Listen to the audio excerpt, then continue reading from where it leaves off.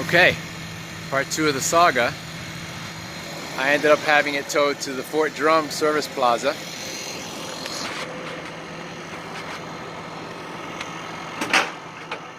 And it just got here. AAA finally picked us up, well, picked the car up at 6:30 in the morning. We broke down at 10 p.m. It finally got to us at 6:30 in the morning. It was hard to find trucks to come out. And it's finally here at the Fort Drum Service Plaza, where I'll park it and I'll go find the proper belts so I can bypass the power steering pump and get this the other 150 miles home down to Broward County. So she's on her way down.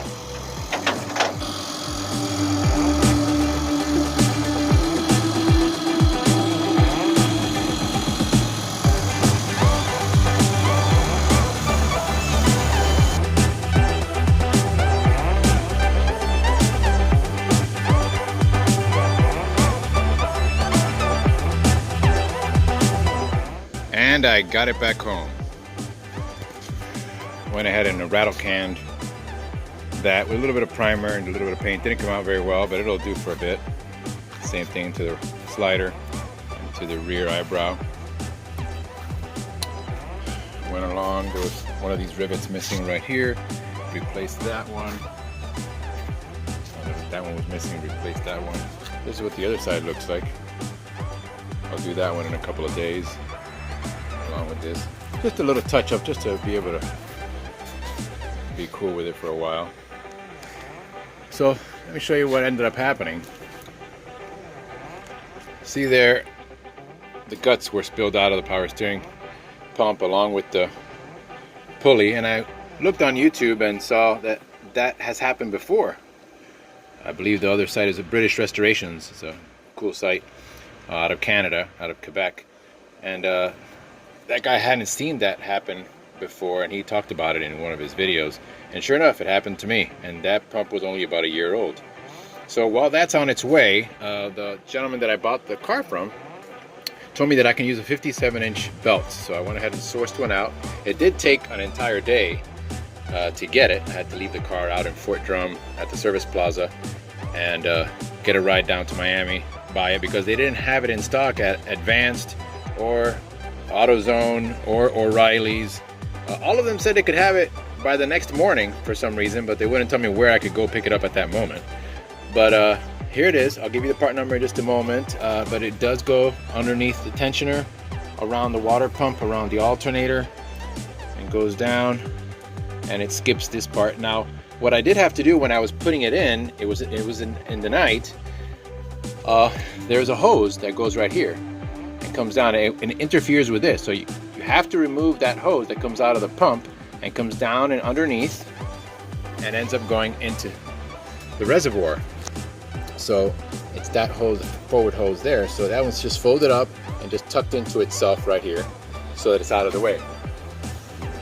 So that's what's there. Now let me show you the part number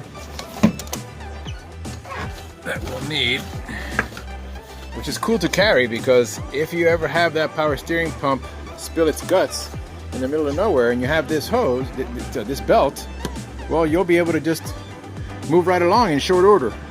This is the Gates brand. It's K070566, and there's the dimensions. It's a 15/16 inch wide by 57¼ inch outer diameter, or 24 by 1454 millimeter. And it worked out great. There was one that I was trying to source out that was a little shorter, but which was the 0553, but that one would not have worked. This one actually works perfect. Sorry, there you go.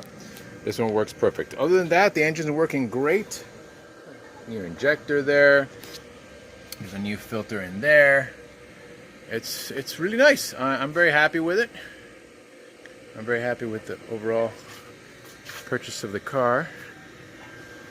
I'm gonna figure out how to put a snorkel on this thing. I know it goes around that way, and because it's a left-hand drive with that pump here, it might be a little difficult, but I think that I can get it around and under here and have it come out here and go up. I am at some point interested in putting in the interior exterior cage.